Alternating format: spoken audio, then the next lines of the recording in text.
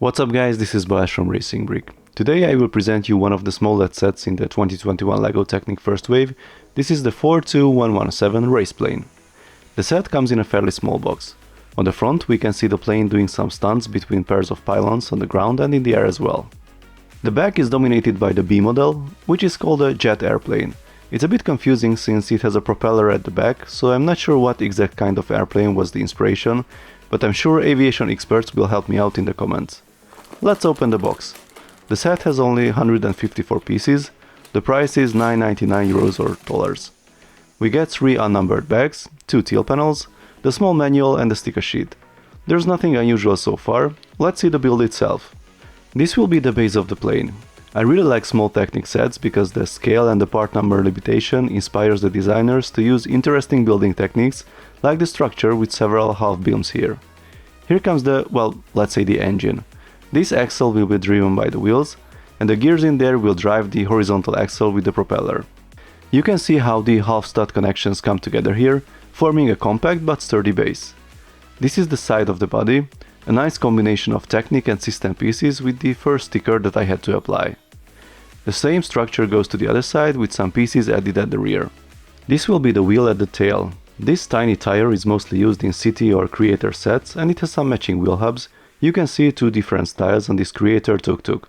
I think this is the first time I see this tire in a Technic set, and the half bust used as a wheel hub is absolutely fascinating. I love to find such tiny but unusual details. A really effective use of limited space. Just look how that light bluish grey connector piece fits between the 2 panel fairings. Time to attach the 2 wings.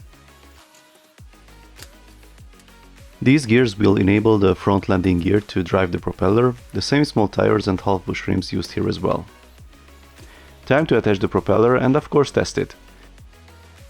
It requires some force to roll the wheels as I push the half bushes properly in place.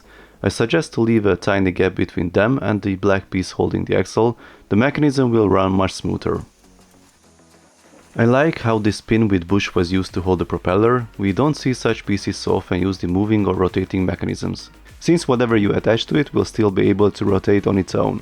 But here the connection is solid enough to hold the propeller, and it can still act as a safety clutch if you try to roll the plane but you block the propeller accidentally. Stickers are added to the wings and some pieces added to the tail section. Here comes the 2 horizontal stabilizers. They will also fix the rear landing gear in place. The vertical stabilizer is a single piece, fits the scale of the plane perfectly. The final touch is the canopy and the bulge behind it, which is completely built of system pieces, and we find some tricks here as well. As the Technic builds are usually made of odd number of elements, it has to fit in that single empty row in the middle but meanwhile still be symmetric. As you see, the top parts will connect with the central holes to the bottom, so we get a proper little cabin with only the absolute minimal amount of parts. So, here is our finished plane. I would say it is fairly big considering the piece count. Honestly, I'm not a huge fan of teal LEGO pieces, but this combination with orange and white on a plane totally works for me. Regarding the functions, as I showed you previously, the landing gear is driving the propeller at the front. As a little extra, it is possible to open these panels at the front, might call it the engine cover. LEGO designers like to add little Easter eggs to their designs. This one is no exception either. If we take a look at the stickers on the side, OK refers to the designer's home country. It is the registration prefix of Czech airplanes. To reveal the rest of the code, I suggest to watch the designer's own review about the set. The link is in the top right corner. I read some negative comments previously about the usage of system pieces on a Technic model, especially on a smaller one where they become pretty emphasized. I don't agree with this. Everything is LEGO here, so whatever makes the build look better but still functional works for me. On a longer term, I would love to see truly mixed sets with the best of both worlds, but I will talk about this in a separate video. Let's go back to our set and take a look at the B model. Here is the so-called jet airplane. I'm still confused because as far as I know a jet is called a jet because it is propelled by jet engines, and this one still has a propeller, although facing backwards. Anyway, the model still looks cool. From a functionality perspective, a similar mechanism drives the push propeller, this time by the rear wheels.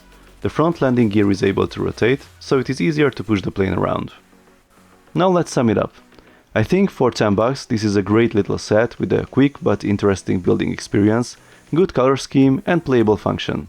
I highly recommend it as an introduction to the Technic world. or as a small gift to your AFOL friend who has all the big sets on display in his house. Please let me know your thoughts in the comments. If you like this video, then please give it a thumbs up. You can also subscribe and tap the notification bell if you don't want to miss my Technic reviews and other LEGO RC videos. See you next time, bye bye!